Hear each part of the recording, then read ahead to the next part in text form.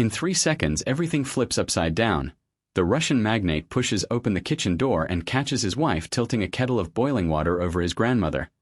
Metal scrapes, steam rises, his heart hammers, and the scene freezes like ice cracking from the inside. Hours earlier, the mansion seemed motionless, a painting without fractures.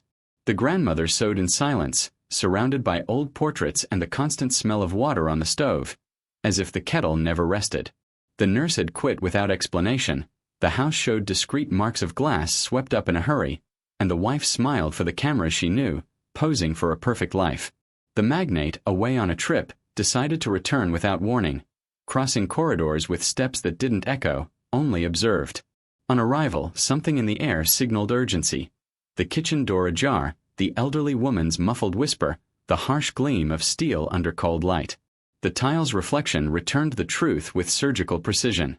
He lunged with measured control, pulled the grandmother away, the kettle toppled, steam bit the air, and the calm that had always pretended to exist was unmasked.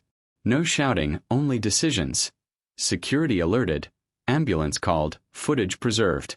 High above, almost invisible, a new camera the wife didn't know about watched everything, and the magnate's mental rewind aligned intent and gesture, cutting through any excuse.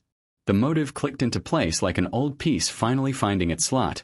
A revised will by the grandmother, part of the inheritance destined for social works, a change that didn't fit the script of someone craving control. The ambulance arrived, the elderly woman was stabilized, and the house forgot how to lie. Police, lawyer, protocols followed, the timeline protected frame by frame. Not for vengeance, but to guarantee dignity.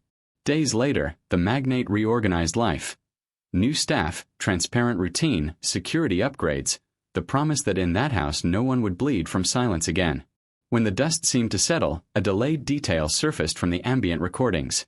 A voice on the phone setting the kettle's timing, a faceless accomplice, the echo that reopens the wound and points beyond the walls. Nothing ends when the fire dies. It ends when truth finds who lit it.